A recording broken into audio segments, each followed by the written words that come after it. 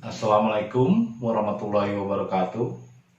Bertemu lagi dengan saya Herman Zambek.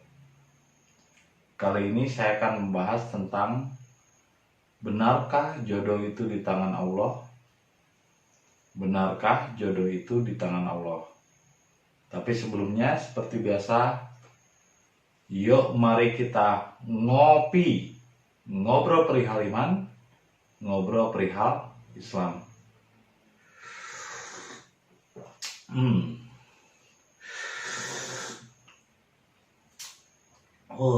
Nikmatnya luar biasa.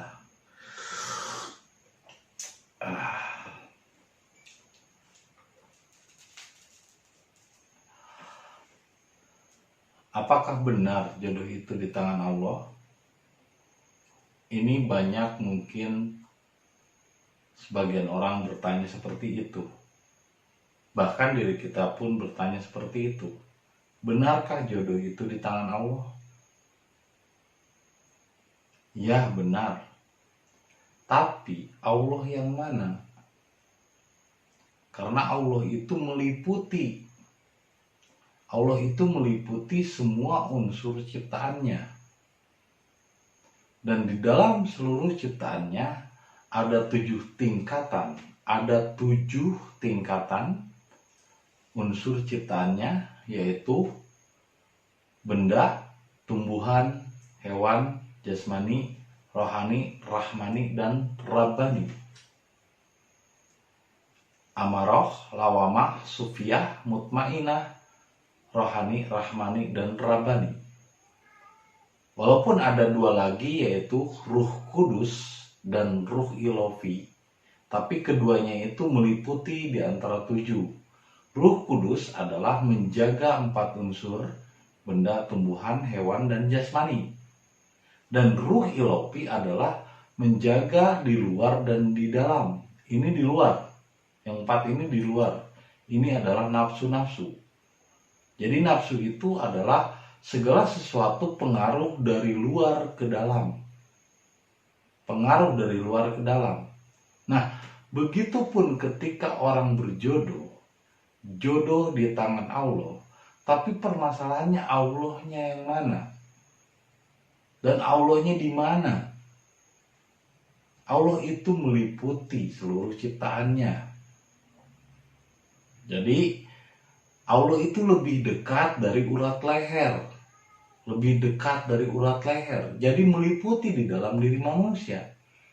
Jadi jangan pernah jengkel atau dongkol misalnya ketika ada perempuan umur 20 tahun atau 21 tahun menikah dengan laki-laki umur 65 tahun atau 70 tahun.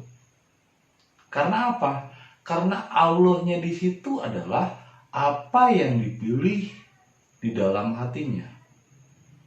Kalau seandainya perempuan itu umur 21 terus menikahi laki-laki umur 70 atau 65, sekitar 60 ke atas, mungkin si perempuan tersebut butuh perlindungan secara material dan si laki-lakinya lebih tua dan lebih mapan.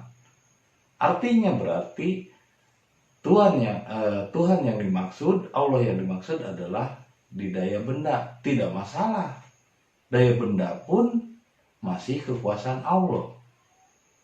Dalam banyak faktor, mungkin kita menganggap jodoh di tangan Tuhan. Bukan berarti Tuhan itu di luar diri.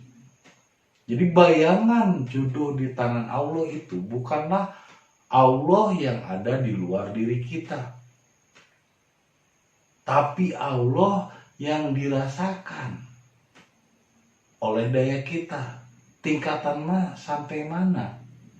Karena Allah itu kan tidak terpisah dengan makhluknya. Allah itu tidak terpisah dengan makhluknya seperti air dan ikan. Jadi ketika kita mencari Allah keluar diri, mencari Allah di luar diri kita, ini sama seperti ikan yang sedang berenang di laut mencari air. Jadi kalau mencari Allah di luar diri kita, ini sama seperti ikan yang sedang berenang di laut mencari air. Karena Allah dengan makhluknya tidak terpisah. Allah meliputi seluruh makhluk ciptaannya, baik di luar yang paling luar dan di dalam paling dalam. Artinya jodoh di tangan Allah adalah jodoh ditentukan oleh sikap, pilihan, dan chemistry yang ada di dalam setiap dirinya. Jadi jodoh yang dimaksud jodoh di tangan Allah adalah jodoh yang ditentukan oleh sikap, pilihan, dan chemistry atau getaran di dalam hatinya.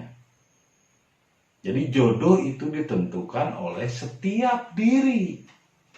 Jodoh itu ditentukan menurut kereteng, menurut getaran hatinya, menurut chemistry yang ada di dalam setiap dirinya. Karena Allah menjelma ke dalam seluruh ciptaannya. Karena Allah meliputi seluruh ciptaannya. Jadi Allah dengan manusia, dengan makhluk, dengan seluruh makhluknya itu tidak terpisahkan. Bukan seperti bayangan ahli kitab atau bayangan ustadz-ustadz yang mengatakan Allah itu di luar dirinya, jauh-jauh di sana. Bukan. Allah itu meliputi diri. Lalu ketika ada orang yang jahat, yang memang mungkin dikehendaki oleh Allah untuk jahat, untuk lebih dominan kepada nafsu benda, tumbuhan, hewan, dan jasmani. Adapun manusia yang ingin kembali pada Allah, maka segala sesuatunya dikembalikan kepada Allah dengan cara berserah diri kepada Allah. Itulah yang dinamakan Islam. Jadi Islam itu berserah diri kepada Allah. Nah, kalaupun misalnya seseorang, saya lebih mencintai dunia, ya nggak masalah. Saya lebih mencintai ilmu dan lain sebagainya. Itu sesuai tingkat dan tahap orang tersebut. Karena setiap diri memiliki tingkatan dan levelnya. Level itu tergantung kepada pengalaman hidupnya, ilmunya, dan pengetahuannya. Sehingga saya selalu mengatakan bahwa Allah tidak bisa tersentuh kekuasaannya kepada yang lebih tinggi kalau tidak kaya. Kalau miskin, dia tidak akan bisa menemui Allah kepada jenjang yang lebih tinggi. Nah, dalam arti miskin di sini dan kaya di sini bukan tentang materi. Nah, kaya di sini bukan berarti tentang materi, tapi ilmunya, pengalamannya, atau dia berbagi. Itu kaya. Bagi saya tidak melihat seorang kekayaan itu dari materi. Walaupun dia tidak punya materi, tapi dia memiliki kekayaan hati, bagi saya adalah orang kaya. Meskipun dia pas-pasan, tapi dia senantiasa berbagi dengan orang lain, bagi saya adalah orang kaya. Jadi kaya dan miskin bukan materi ukurannya. Jadi di sini saya mengatakan hanya orang-orang yang kaya lah yang dapat menghampiri kepada ruh rohani. 4 kali 5 pancer. Sedangkan orang-orang miskin tidak akan bisa menyentuh ruh rohani. Kenapa saya mengatakan hanya orang kaya? Kaya di sini juga bukan berarti materi, tapi kaya harta, kaya maaf, kayaknya di sini adalah suka memberi, suka berbagi walaupun hidupnya pas-pasan, suka menolong, terus juga dia banyak belajar, banyak mempelajari berbagai macam hal, apalagi tentang ketuhanan. Dia banyak belajar, dari situlah dia bisa melintas. Walaupun menuju berserah diri ini tidak boleh dengan belajar, tidak ada pelajarannya. Berserah diri itu tidak ada pelajarannya, tapi tahap menuju berserah diri dengan nafsu mutmainnah. Nafsu mutmainnah ini adalah harus pintar, harus paham dulu, harus ngerti dulu. Makanya kalau orang bodoh tidak akan bisa sampai kepada ruh ruhani atau spiritual. Karena spiritual doesn't come from religion, it come from our soul. Jadi spiritual itu tidak datang dari agama, tapi datang dari jiwa. Jadi ini yang harus dipahami, bahwa jodoh di tangan Allah, bukan Allah di luar diri yang terpisah dengan makhluknya, tapi Allah yang meliputi setiap makhluk ciptaannya. Jadi jodoh di tangan Allah adalah jodoh yang ditentukan oleh kehendak hatinya, keinginan hatinya. Sehingga meskipun kakek-kakek menikah dengan wanita muda, ataupun sebaliknya misalnya nenek-nenek menikah dengan yang lebih muda, tidak masalah. Karena semua ditentukan oleh kehendak hatinya, kesenangan hatinya. Karena jodoh ditentukan oleh dirinya. Jodoh ditentukan Allah di sini, bukan Allah di luar diri. Karena Allah meliputi ke dalam diri manusia. Tapi kalau ini semua kebanyakan hanyalah jodoh sehati. Yang ada di dunia ini kebanyakan jodoh sehati. Tapi kalau jodoh sejiwa, entahlah, saya juga tidak tahu. Karena langka sekali orang menemukan jodoh sejiwa. Kebanyakan adalah jodoh sehati, jodoh sepikiran, jodoh karena kehendak dan chemistry hati. Belum sampai kepada jiwa.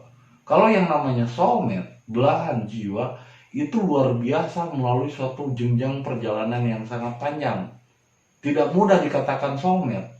Bahkan 10 tahun dalam berumah tangga belum tentu dia memiliki soulmate yang tinggi atau chemistry. Sangat langka, mungkin hitungannya 1/1000. Kebanyakan jodoh ditentukan oleh kehendak hatinya. Kalau misalnya perempuan muda melihat kakek-kakek tua tapi kaya raya, dia mungkin melihatnya, wah mungkin bisa jaminan hidup saya untuk keluarga saya.